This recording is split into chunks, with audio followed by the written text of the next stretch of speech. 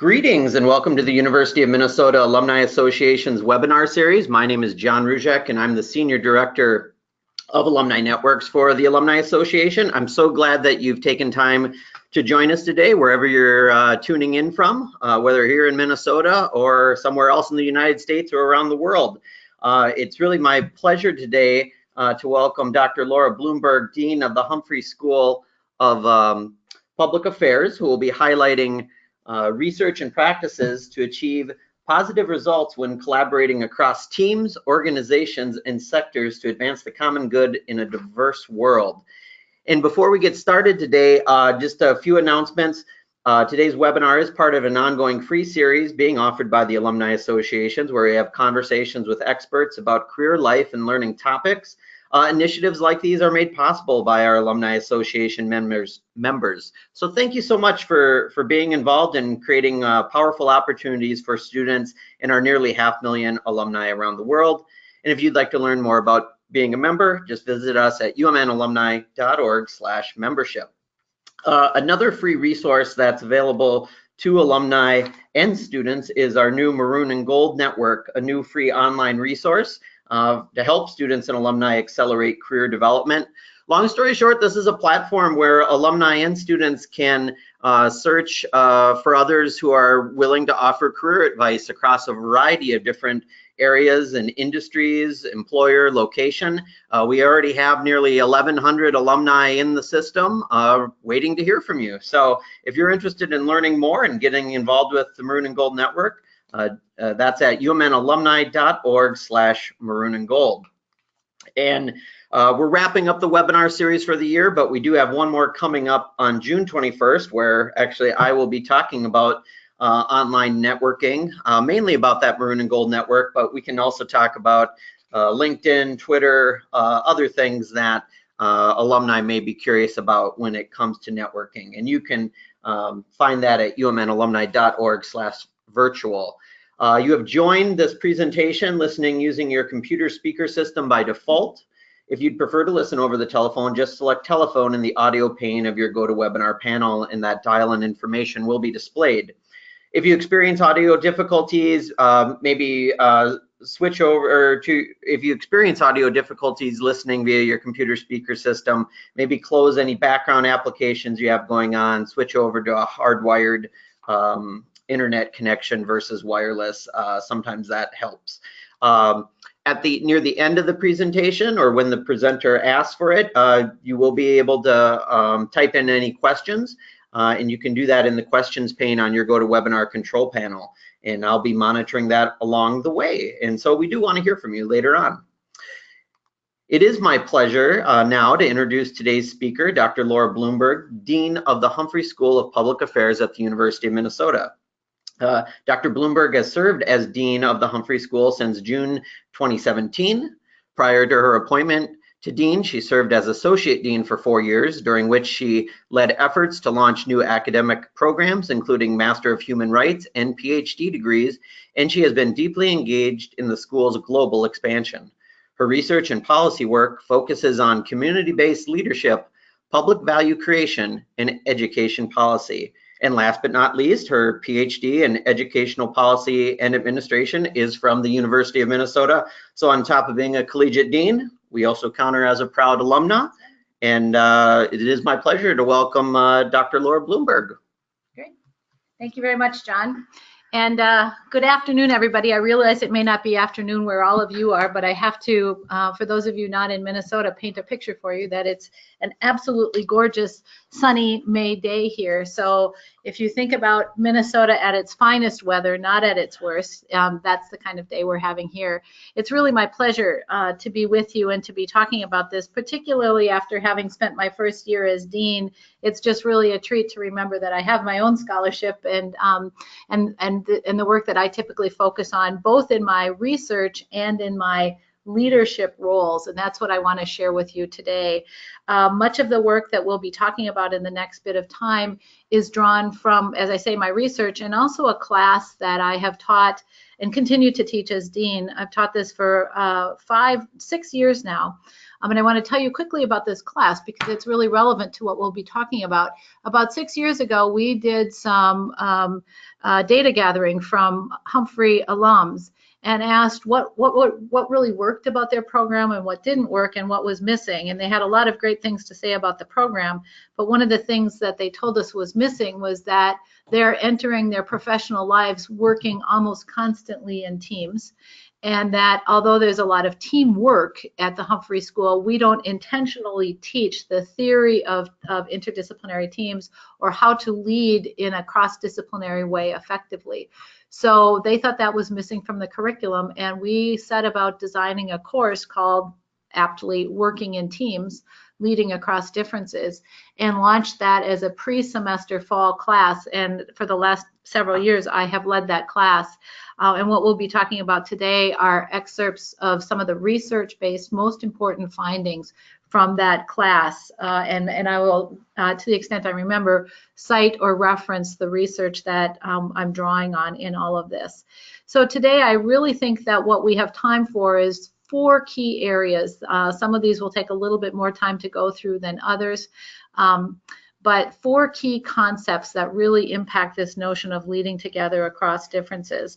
One of timing, one of understanding and being able to diagnose the difference between a paradox and a problem, one of talking about style and how our style impacts our work in teams, and one about a concept that's drawn from some really interesting research out of Google, of all places, about psychological safety. So that's where we'll be going today.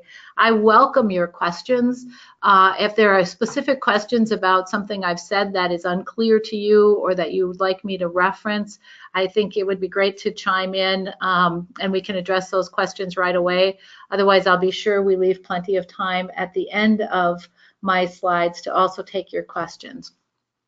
So let's jump in this order. This first issue of timing, and timing matters. Oh, wait, no, I want to first back up. Forgot about this. 2 things I want to set the groundwork for 2 concepts before we jump into those. I even have my slides in front of me, and I forgot that I wanted to do this. One is to talk about grand challenges. Those of you who have graduated just recently know that we have really focused extensively on this campus around the concept of grand challenges. Some of you who have been away from the university for a while may not know this, but we've been talking a lot about how the university can grapple with grand challenges in the world. Well, for years, I'm glad to see that the university is doing that. For years, I have studied this word, this term, grand challenges, and what it truly means, because if we use the term and what we're really just talking about is hard problems, we're really not talking about the same thing. So the ideology of grand challenges is really focusing on these thorny things that have these 4 big characteristics. First of all, they have significant consequences. We could probably all expect that's true of both grand challenges and just difficult problems.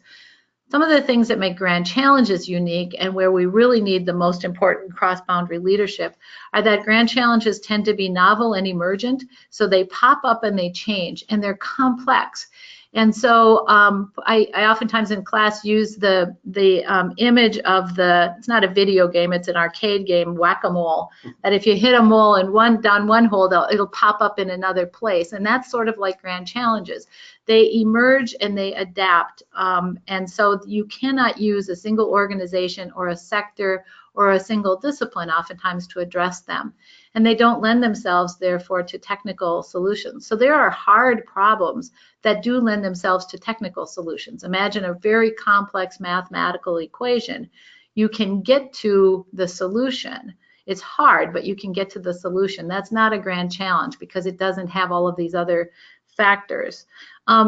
And another really important thing to keep in mind with grand challenges, which speaks to why I believe cross-boundary leadership skill development is so important, is that if we tend to choose a single sector or a single disciplinary action to address them, we may cause harm. We may, in fact, not only get ourselves to unanticipated results, but certainly unintended consequences. So that's something to keep in mind as we go through the next bit of time. The other thing to keep in mind is some work around this notion of leaders and assumptions of leaders. And this comes from the work of Meg Wheatley, who has done some remarkable work around concepts of leadership. And Wheatley would suggest that there are some assumptions about leadership that may work in certain areas, but are largely ineffective in learning communities where we need to do things in a different way to address things like grand challenges. And one is the assumption that leaders have all the answers and they know what to do. That people do what they're told. If we only give them clear plans and good instructions, that everybody will do what they're told. And that the other, and this is perhaps the most important to keep in mind, is the assumption, the unhelpful assumption, I would assert, that when we are at the highest risk, we have to have the highest level of control. And as situations grow more complex, we just simply need to shift power to the top, to those leaders who know what to do. So those three assumptions tend to get in our way and hobble our progress when we think about interdisciplinary leadership. And so the notion of the one grand leader who's essentially the puppet master and can just tell everybody what to do because they have all the answers is sort of antithetical to what we'll be talking about today. So with that, let's jump into this first item that I talked about around timing matters. And it is simply this. It's not a very deep concept, but when we talk about where there has been effective cross-boundary leadership to address grand challenges, this is a profound insight, simple but profound. And that is that people who very effectively address grand challenges in interdisciplinary teams are very adept and good at anticipating and leveraging windows of opportunity. Another way of thinking about this is that they have a tremendous amount of empathy. And when you have empathy, you don't talk about what your timelines are or what your own to-do list is. You think very carefully about the perspective of the other. Who's being impacted by this? How might this feel, look, sound to them? And when you have empathy, you understand that windows of opportunity are oftentimes not of our choosing.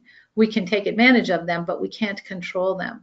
So there are examples throughout history of this, and many of them are very negative. Not all of these windows of opportunity are negative, but let me just give you a few examples. There was a 9/11. We all know that. That means there was a September 12th.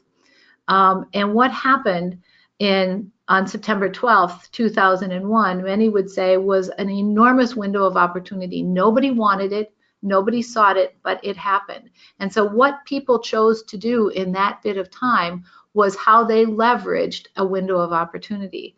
Further back in history, we could look at how FDR addressed December 8th. Pearl Harbor happened on December 7th, 1941, and there was a December 8th. There are other places in more positive context, oftentimes closer to home, that create windows of opportunity. For us, of course, there's a first day of school. There's a last day of school. There's commencement. There's welcoming graduates into the ranks of the alumni that create windows of opportunity. And I'd invite all of you in your own professional or community-based lives to think about when are there windows of opportunity in the arc of the work you do, and how are you or aren't you taking advantage of those windows of opportunity. Here's what I think it looks like when we don't take advantage of it. We have our to-do list. We say we're going to do these 5 things in the next week, and we systematically go through our to-do list, and because we're at number 3 or item 3, we follow item 3, whether or not it's what it seems to be important in the community or in our work group at that particular time. And that's showing, I would submit, a lack of empathy. So leverage opportunities that create themselves in the environment that you're working on is a core concept. The next one we're going to look at is this question of paradox and problem. I'm assuming some of you who have logged in may have taken this class or may have heard me give seminars about this, because I've done it for quite a while with the Emerging Leaders Institute and the President's Emerging Leaders Program and other places on campus. So I'm not going to go into a tremendous amount of detail here, but let me talk a little bit about the difference between a problem and a paradox. First of all, we have oftentimes in history, in our own lives, in our country, in state and local politics, I've seen a complex problem and tried to go at it with a simple solution, and we've just been flat out wrong. And one of the things that when we diagnose what happened is that we didn't realize that we had an unsolvable situation. We fell into that trap of thinking the leaders have the answers, they know what to do. The more ambiguous the problem, the more we should concentrate power at the top. And what we have failed to do is to say, well, maybe we have something that needs to be managed and not something that is in fact a problem that we can solve once and for all time. So when we think about a paradox, which I'm going to introduce next, a paradox is something that is, even, and many of you know this definition, in all ways, it looks like two things cannot be both true. They seem to be incompatible with each other. We would have to choose one or the other, but in fact, they both are true, or in fact, both are happening, whether they seem like they are in contrast with each other or not. And that's a paradox. So a paradox is not simply a mystery problem that we can solve. It's just hard to solve, like a Rubik's Cube, at least hard to solve for me. That's not a paradox. That's a difficult problem that we have to figure out. It's also not simply a problem that's hard for us to decide. Oftentimes this is a trap that when we don't diagnose the difference between a paradox and a problem well, this is an easy leadership trap to fall into. It's a hard decision. Obviously not, this isn't a hard example on this slide right now, but the hard decisions might be things like, do I terminate this person or do I not? Do I close that program or do I not? Do I build this infrastructure or do I not?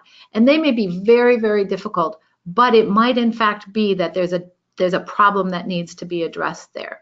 So it's not that. So it's not the Rubik's Cube, and it's not the what am I going to choose, either or. In fact, what we have is a situation where we have to figure out if this is a problem or an issue that is ongoing, and I'm going to give you some examples of this in a moment, that simply needs to be managed, and if we try to solve it, we might in fact cause harm. So if you think about that grand challenges definition I gave you before, where we say, we're gonna find a technical solution and we actually create harm in doing so. What we have is a situation where, let's look at the bottom of this slide, and this is more like failing to address a problem because we don't want to do the hard work. We treat a paradox like it's a problem. We have these situations where we don't ever resolve something, and what we do instead is we create ambiguity, it oftentimes builds cynicism, we often waste time, money, energy. Those of you who are in a work environment right now, I'll give you some that are most common, some examples of paradoxes in workplaces that I see a lot. And some of it, I've done this research for over a decade now, so I have a pretty large database to draw on. One is centralizing and decentralizing IT or HR services. Very common that we say, we will centralize all of this. We will centralize it in one unit in our corporation or in our university or in our nonprofit. And then we say, oh my God, that didn't work. That's terrible. That's not working. So what we will do is we will decentralize everything. We will decentralize all of our HR work and disperse it across the organization. And that didn't work very well either. So then a few years later, we swing back and we centralize everything. That's a very common example of treating a paradox like a problem. And then you see these things, these unnecessary swings, this waste of time, money, and energy, and perhaps most dangerously, we create cynical people who say, yeah, well, we've done that before, and it doesn't work. Conversely, if you recognize that the fact that centralizing and decentralizing is a paradox, and even though they seem like they're incompatible, we in fact need both, then we have a different challenge of being able to balance those things. Let me talk about the top of this slide, where we treat a problem like it's a paradox because we just don't want to do, or just can't, or are immobilized. to do the hard work, then what we have is an issue that really can be resolved, and it never is because we don't do the hard work. So when I said the key here was diagnosis, it really is true. Not everything is a paradox, but not everything is a problem either. And a good interdisciplinary team can interrogate, really examine the issue that you're dealing with, the grand challenge, or oftentimes these things spring up in community efforts, community engagement efforts. If you really, really look at what the issue is, you can figure out, is this a problem or is it a paradox? And if it's a paradox, let's balance it. One of the examples that I often use in my teaching is breathing. And I would ask students, I want you to choose one thing for now and all time, inhale or exhale. You can only choose one. And it becomes pretty obvious pretty quickly that that's just an absurd question. You can't choose just one. You have two things that they cannot exist without the other, and yet you can't have them both at the same time. So it's kind of a metaphor for a paradox. It's not an exact paradox, but that's what I think about when I think about things like decentralizing and centralizing services. That's a simple example, but if I treat it like breathing, then what I know is that I need to balance these things. I don't need to, and probably shouldn't, swing from one thing to another. So let's take a look at some examples of these. These are very common. The top one is the one I just used as an example with IT or HR services in organizations. It's not just technology and human resources, but those are the most common ones that I have seen in my own research. Another really common matter, we see this often in elected bodies like legislatures and school boards and city councils, is long-term planning or short-term planning. And the argument will be, fiscally, we just can't think long-term right now. We can only think about the short-term. We really need to look at what's right in front of us. And others will say, actually, no, we can't do that. We have to ignore that. We have to look past what's right in front of us and plan for the long-term. I would submit that that is a great place to think about balancing a paradox and not trying to solve a problem. Because you try to solve that and choose one or the other, you will cause harm in the short term or in the long term. This is a big one for us as human beings. Do we work independently or do we work in a team? Again, a balance is oftentimes in both our personal lives and in our professional lives a far better option than saying I'm a team player or I'm an independent contributor only. And then this bottom one on the slide is one that I see increasingly in places where there is social entrepreneurship encouraged. So quasi-private, nonprofit sector kind of initiatives who struggle with this question of, do we build stability so we're around for the long term, or do we innovate? And I have seen many, many organizations flounder and often fail, or certainly cause harm, by choosing one over the other, as opposed to saying, how is it that we're going to effectively balance stability and innovation? So one of the challenges in talking about this is, I'm sure many of you are thinking, and how do we do this? How do we balance those things? And we're not going to go into depth on that today, but let me tell you this. Diagnosing it is more than half the battle, because once you have collectively in a group of people, whether it's a work team, city council, or your neighborhood organizing group, once you have diagnosed whether you've got a problem you're grappling with or a paradox you're grappling with, you will have the energy and the insight to think about balancing it, as long as you've acknowledged that it's something that you have to balance. Here are the most common paradoxes that I have seen since over the last 2 years, not necessarily in workplaces, but this is also with student groups.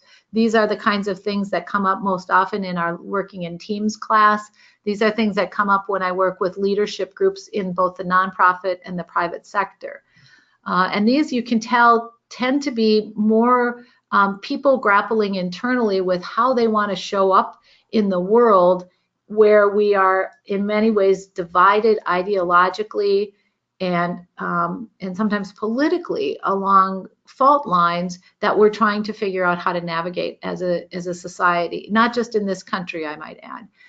So the paradox is, do I advocate for my perspective, my individual perspective, or do I prioritize coalitions? Well, must you choose? Should we be ensuring national security, or should we be ensuring a level of inclusiveness among people in the world? If you would accept that that is a paradox, that leads to some different kinds of conversations about what we might want to be doing with things like immigration policy.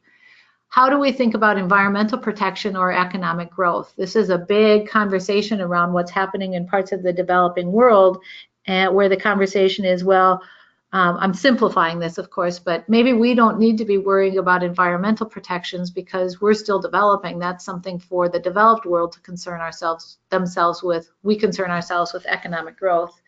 Where we see some of the greatest innovation is where people balance the paradox of economic growth and environmental protection and innovate their way into doing something that really serves both of those priorities. So that's this whole second big area. So we've talked about timing and we've talked about paradoxes and problems. This third area around style, style matters, is another big area when we think about leading together across differences. And let me set this up a little bit. About maybe 8 years ago now, 6 to 8 years ago, I took a trip. Some of you might be aware of this. I know that we've got people online from all over the university, alums who came from all parts of the university. So some of you might know about this. There's a really interesting group that included people from public health, veterinary medicine, College of Education and Human Development, Humphrey, that organized as a class and a global trip called Engaging Intergovernmental Organizations. And I was a part of that. And we traveled to the World Health Organization and the World Trade Organization in Geneva, the Food and Agricultural Organization, the FAO in Rome, and then the Wildlife Organization, EIO, in Paris, and looked at how people in these high-stakes intergovernmental initiatives navigated across all of the disciplinary backgrounds that people brought to that work. And I was particularly fascinated at the World Health Organization because they have to build interdisciplinary teams and then send them all over the world, send these teams all over the world to deal with very immediate, very acute crises. And they have to work as a high-functioning team immediately. They may have never met each other, but they show up in a part of Africa where children are dying of Ebola, and they have to work immediately to try to intercept and intervene in a life-threatening, life-or-death crisis.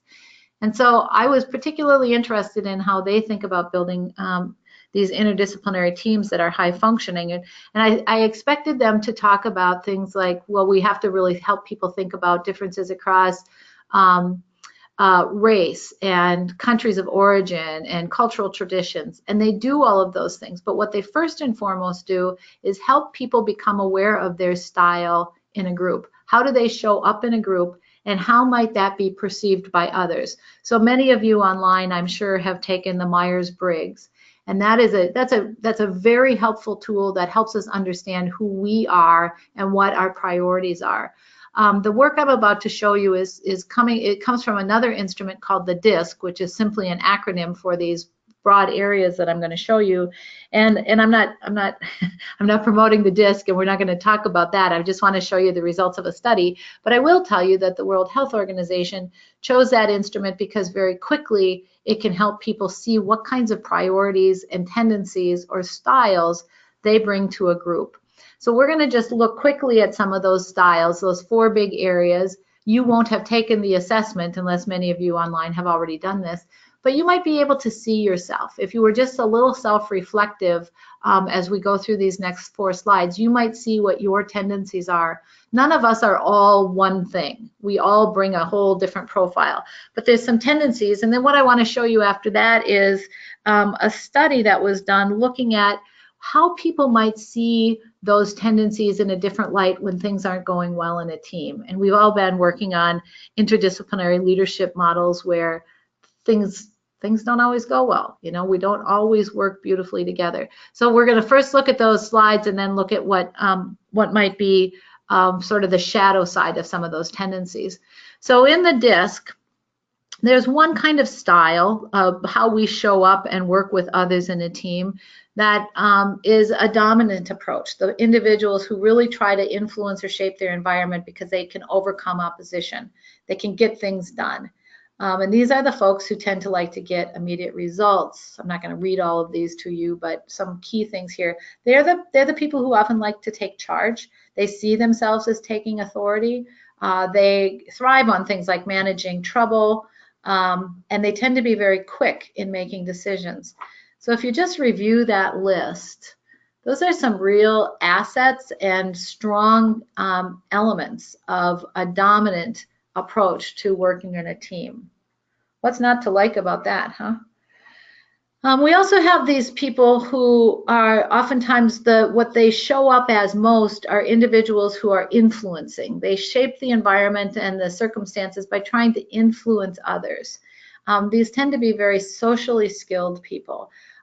They care very much about making a favorable impression, and they do things like they want to inspire people. So they tend to like to generate enthusiasm, tend to show up as very optimistic people. They like to be in touch with people. So that first phrase, contacting people, just means that they're the ones at the cocktail party who go up to people and introduce themselves first. I'm one who tends to stand back and hope people will come to me. But so these are the very socially skilled out there people.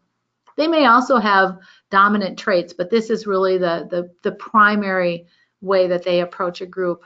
And we have some other people in this instrument termed the steady people who tend to shape their environment by cooperating with others. They're essentially very cooperative people. They tend to want to really help others. They want to be very loyal to a group, which makes them very consistent. So they're predictable. These people are very skilled at calming down others who tend to be excitable, get agitated very quickly. I call them the hair on fire people. So steady people can calm the hair on fire people. Steady people oftentimes are good listeners, and they like it when things go well. They like harmony. They like it when people are getting along. So they're very likely to be very patient with other people and want to help others. And then this fourth category, so we've got the dominant people, the influencers, the steady people, and then the conscientious people. And the conscientious people, this is going to sound a little bit similar to what we just saw with steady, but it is different. These conscientious people are really people who show up and want things done right. They want things to be accurate. They want high quality. So they tend to do things like follow directions. Some of you may have had this, done this activity maybe as far back as grade school, where you're given a list of directions. It's a cautionary tale.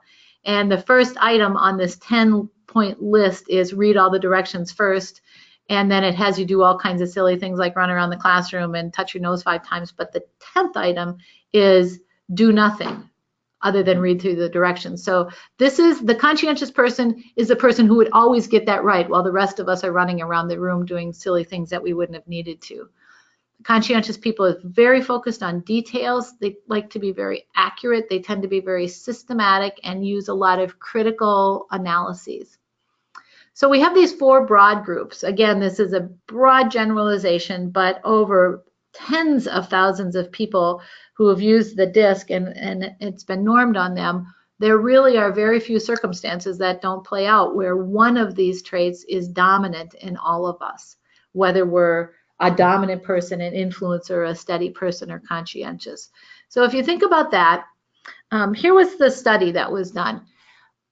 People were asked to identify the traits of individuals who show up with these broad categories when things are going well in a group. And this is the words you're seeing now. They're diplomatic, they tend to be analytical, they're very accurate, or for the dominant people, they tend to be very good at solving problems.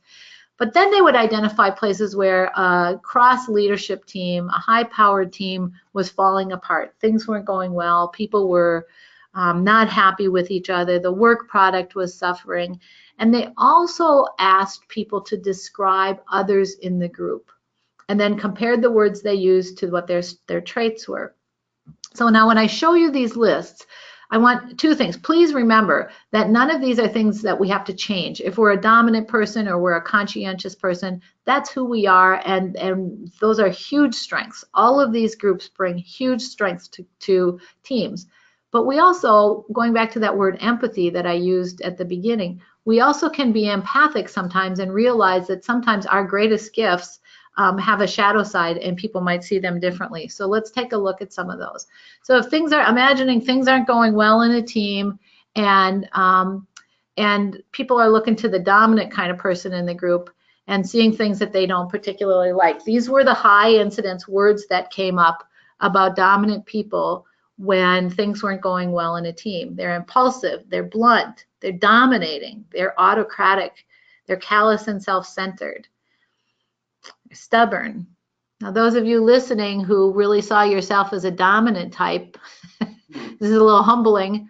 I am a high D, and I have to say, I know there are times when things have not gone well in a group, and what I have done is to think I need to take more charge. I need to be more in control. I need to be more decisive. And what I also need to remember is that there may be others in the group who are looking at me like, oh, you think you're all that, do you? You think you're, what we think you are is cocky and arrogant. So again, it doesn't mean I should change who I am, but that level of empathy gives me insight about how I might want to balance my strengths in a group with the strengths of others, whose behavior might be irritating me at the same time. So let's look at some of these high I's, the influencers who are so socially skilled and always the ones to connect with people. How might we see those people? Well, when things aren't going well in a group, people might see a high I as somebody who likes to avoid confrontation. They lack conviction. What do they believe? They're nice to everybody. Don't they have an opinion? Which means maybe we can exploit them. Maybe they're melodramatic. Maybe they're manipulative. So these people, if you look at these words, you can see that when things aren't going well in a group, sometimes high influencers are seen as phonies by others. They're seen as artificial people. They're con artists. They lack conviction. They don't really have their own opinions. That's something for somebody who's a kind of a cheerleader type in a group to be aware of when things aren't going well. Our high S's, these people who would like to cooperate, like to keep harmony, don't like to really make a fuss about things, can be seen as too tolerating. They're bashful, they're fussy, they're easily influenced, they're passive. Here's something that I think is really unfortunate in groups, of having studied them for over a decade. High S's are invaluable in a group to be able to bring that ethos that we're going to hang together here. We're going to get along. We're going to figure this out. These are the people that are most often overlooked when things aren't going well in a group. We tend to just railroad over them because they seem too passive to us. When in fact, their skills, let me just read their skills again instead of going back to the slide, of consistency, showing loyalty, being willing to help others, being an excellent listener, creating harmony. Those may be the very skills that are needed. And then finally, and I see a question pop up on the screen. These are the DISC is actually the name of the scale. So it's the acronym for these terms. So finally, this conscientious group. The ones that really focus on detail and data and analytics, you can imagine how invaluable they are in a group. Well, this is what happens when things aren't going well and they are seen as a part of the problem. They're seen as kind of plotting, they're cool and aloof. Cool and aloof meaning they don't really care so much about the interpersonal relationships as they care about the data. Some people would say that means they're unimaginative, they're data bound. I have had high C's in groups after we've completed the disc who saw that expression data bound and they said, that's not a negative, that's exactly what I am, that's what we all should be, which really speaks to how we perceive these things different. and that high Cs can be inflexible. Again, I can't imagine a really high functioning team grappling with a really complex problem like a grand challenge without having these kinds of conscientious people on the team. But I can tell you that conscientious people who tend to be very data driven and analytical can drive high D, high dominant people absolutely crazy, because you have a high D person who wants to take charge and make quick decisions and challenge the status quo. And it's these high C people, we've all had this experience, I would guess, who would say, well, hold on a second. Let's look at the evidence of this. I'm not sure I'm seeing evidence to suggest this is the right thing we should do. And you've got a high D person like a racehorse in the stall before the race starts, just chomping at the bit, like I gotta move. So you can imagine that the World Health Organization found this information really helpful as they were building heterogeneous teams to deal with grand challenges like outbreaks of diseases that have huge impacts on society. And here's the thing. I've often been asked, so what do they do? Do they very systematically build the team based on what they know about people's tendencies? And the answer is no, absolutely not. It's simply awareness. It's sort of going back to that windows of opportunity. It's just being aware that these things are out there is what really matters. That's what we focus on. So that's that issue of style matters. And then finally, I'd like to end with this psychological safety concept. This is a study that was done at Google. Google is a huge company, as you realize, and some of you out there may work for Google, in which case I'd love for you to chime in. It was called Project Aristotle, and I'm going to give you a screenshot of an article that was printed, an extensive article that was printed in the New York Times Magazine in 2016. I'd encourage you to go and read this. This is required reading for my Working in Teams class, and it's fascinating. It's also a New York Times Magazine article. It's not an academic article, so it's kind of a fun read, not really a slog, but it is long. And what they wanted to do was to set out to understand in an analytic way what makes the perfect team. What are the characteristics and how can we build the perfect team? And for a very long time, after studying Google teams all over the world, they were pretty frustrated because they saw nothing consistent. They saw nothing consistent. If they had their highest achievers gathered, they were not necessarily any more high functioning as a team than if they had kind of mediocre achievers gathered. They saw mixed race teams. They thought about age. They thought about gender. They thought about all kinds of country of origin. Nothing really rose to the surface around what actually built the perfect team, except some of the things we just were talking about. After months of study, Project Aristotle came up with just two things that built this construct that they called psychological safety and led to the most high functioning teams. And it's simply this. This is what they saw. And again, I would invite all of you to be thinking now about teams that you've been in your social life, in your professional life, even in your families. That high functioning teams, the teams that tended to stick together, innovate, achieve really good things, oftentimes demonstrated what they called equality and conversational turn taking, which was simply put, one person didn't do all the talking. And that requires a level of empathy. If you tend to be a big talker and have a lot of opinions, you have to be empathic to realize that you're taking up all the airspace. And all of us have seen people who take up all the airspace and aren't very empathic and don't realize they're doing it.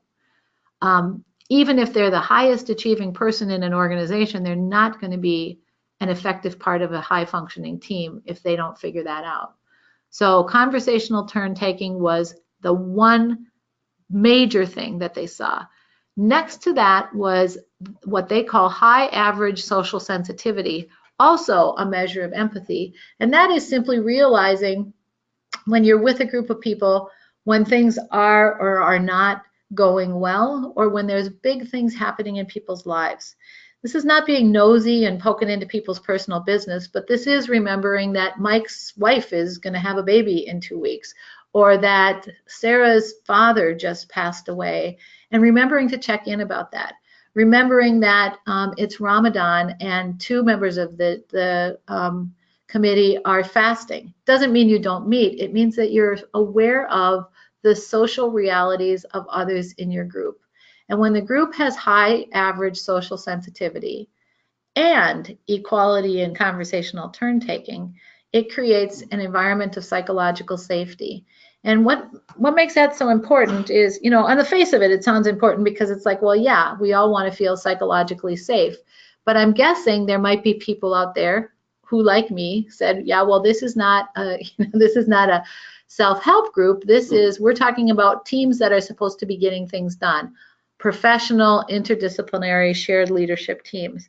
Well, here's what we know. When we have personally an experience of psychological safety, we are far more likely to be creative, to be innovative, to be effective problem solvers. If we don't have a sense of psychological safety, we can still work.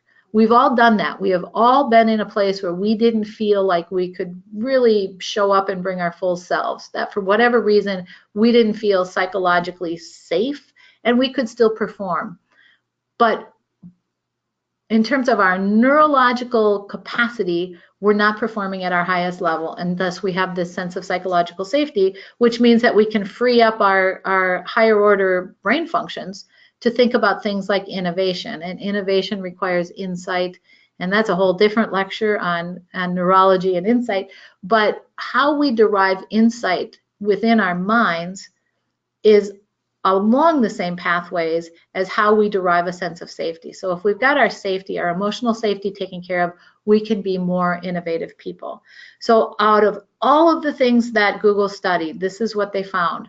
That taking turns and talking and having empathy and creating sensitivity and a safe space creates the highest functioning teams. So with that, I'd like to stop and invite your questions, should you have any, but let me just paraphrase again that the 4 big things that I think are really important around this concept of leading together and finding some common ground are not like, how do we talk to each other across ideological differences?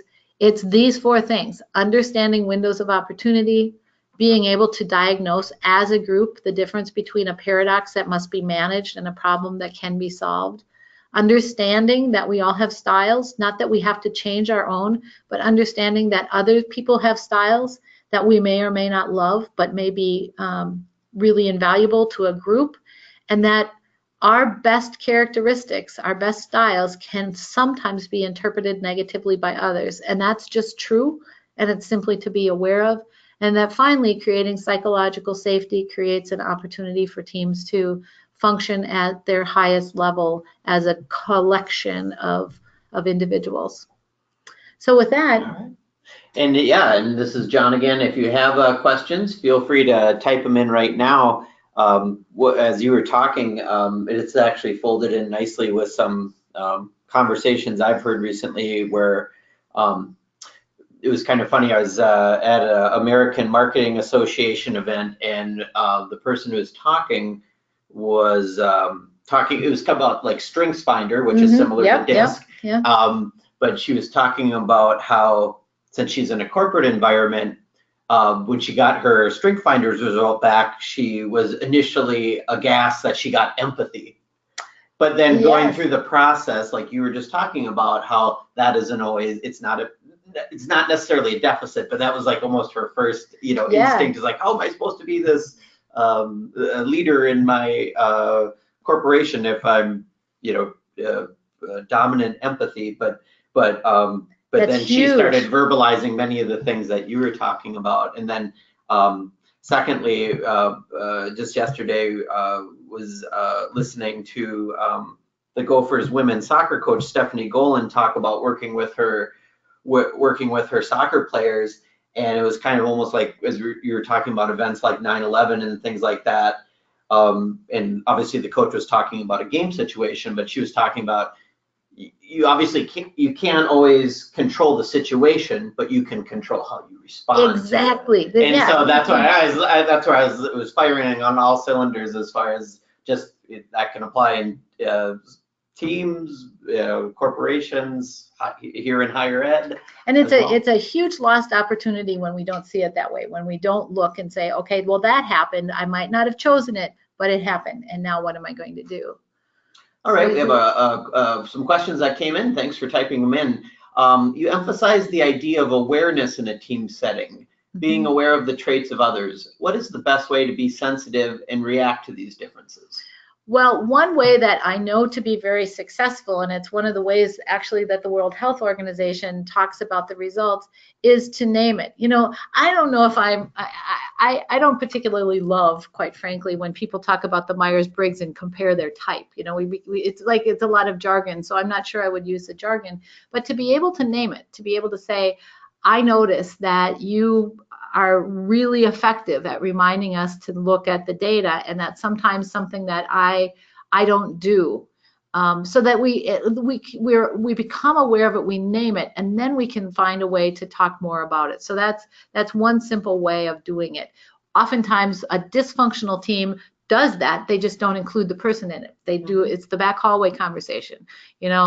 Person A says to person B, doesn't person C just drive you crazy? They are so nitpicky. They're just looking at the tiniest details, as opposed to calling it out in the group and saying, person C, you really focus on the details. I realize sometimes I get frustrated with that. I also see where that's important at times. So, let's see, we get another question here. There was one person asking if I think it was at the start of your presentation, was it the summary of the 4 things for teams? Is that at the front or? Yeah, the 4. Do you want to see that slide? Sure, again? Sure. Can I just click back? Sorry if I'm making you dizzy going back like this. I should have put it at the end too. That's all right. These 4? Yep. So, all right. Here's an interesting question. Do you see the use of social media as a communication tool to discuss big issues, grand challenges as complicit or an asset to finding common ground? I think social media has a huge, part of me wants to say, I think it's a good question, and almost, it's like, is air good or bad? It's just going to be. Social media is what social media is, which is an enormous influencer on our planet. So then the question is, how do we make it a part of a really good communication?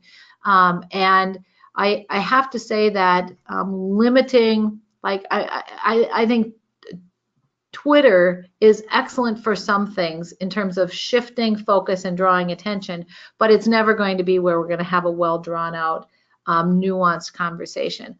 Other forms of social media are, and one of the things that's really interesting to study is the use of social media in the Arab Spring. But where some of the deepest, most valuable conversations still occurred was when social media was used to bring people together face to face. And that's not necessarily person to person, but is via Skype or other WeChat tools. From your research, do you have an example of how a team has found common ground during an uncommon time? Yes. Let's see. I can think of a lot of them. One is,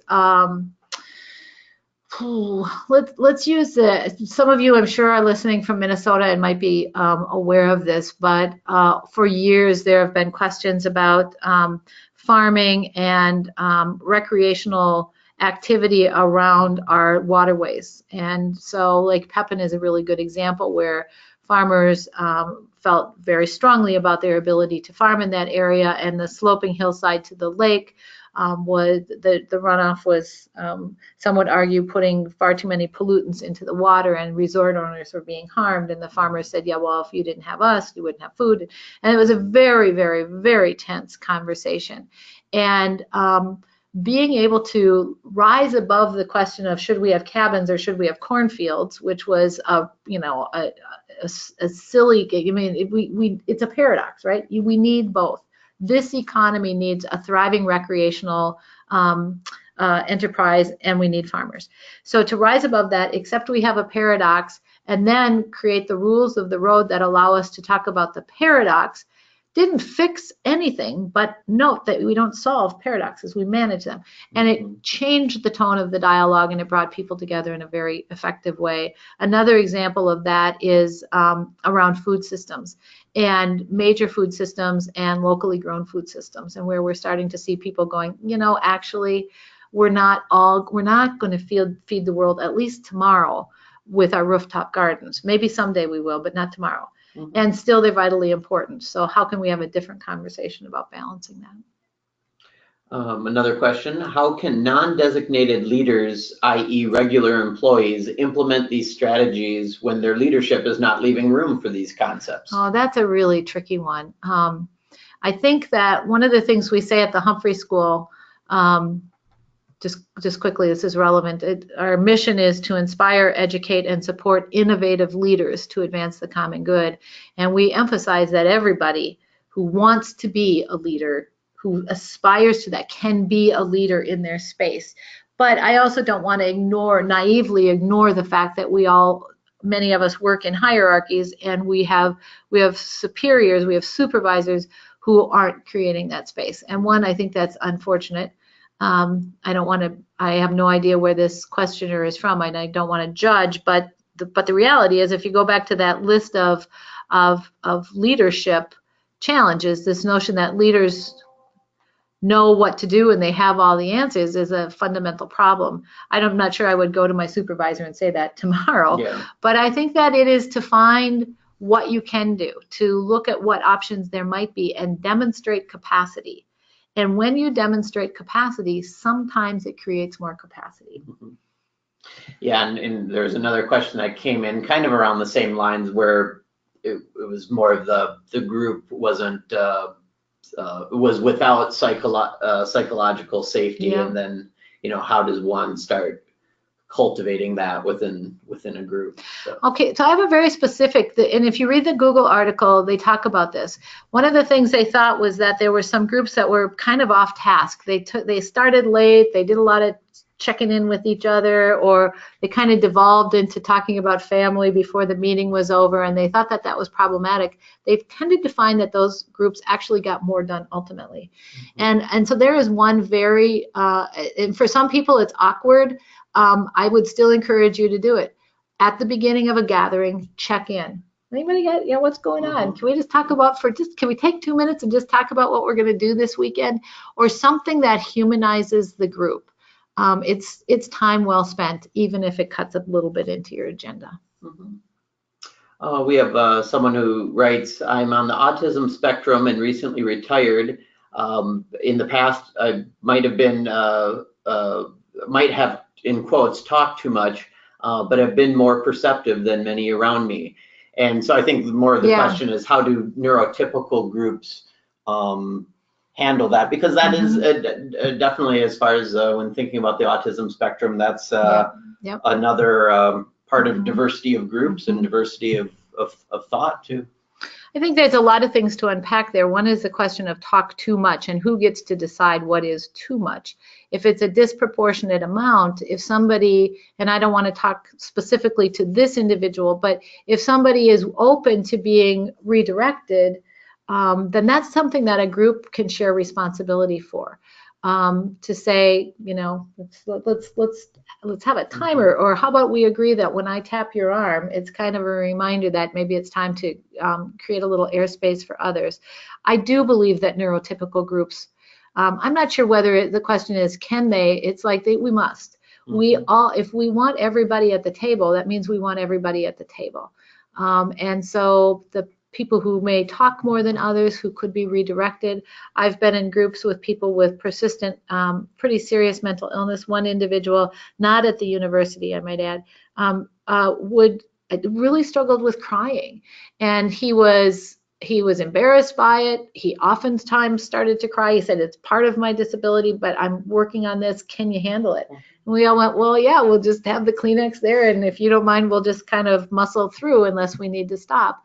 And it was very awkward for people at first, and then we just went, okay, we need this person. We need his insights, and we're just going to get comfortable with the tiers. And I think as a result, we were kind of all maybe more sensitive, empathic people as a result of it. Absolutely.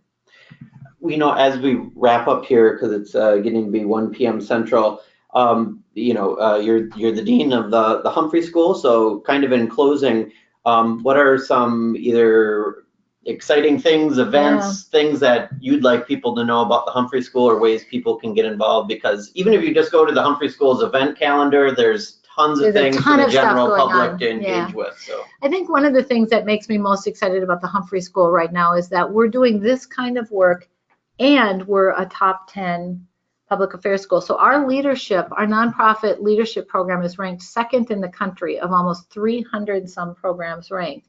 And so to know that we can be talking about things like, how is it that we share leadership? How do we have a different model of leadership that is based in a team and be seen by our peers, including Syracuse and Princeton and Harvard as at the very top of our game, to me, gives me tremendous hope for the future, and it's inspiring. So things are happening at the Humphrey School all the time.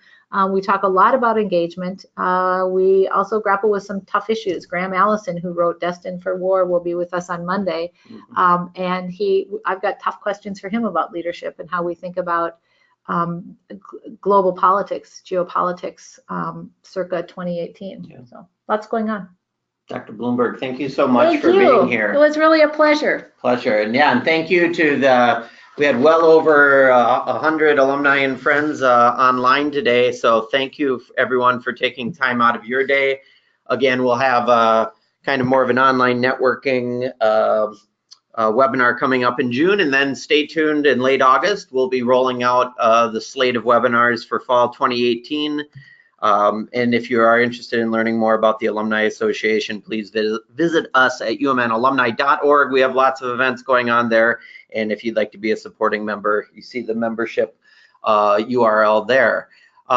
Thanks again. Thank you again for being part of this webinar series this spring, this past fall and spring. I was telling Dr. Bloomberg before we started, we've had over 2,500 of you attend day of. So thank you, thank you, thank you. This was really great to do. We're going to start season 5 coming up in the fall. So please tune in again. Thank you for your support and interest in the University of Minnesota, and we'll see you down the road.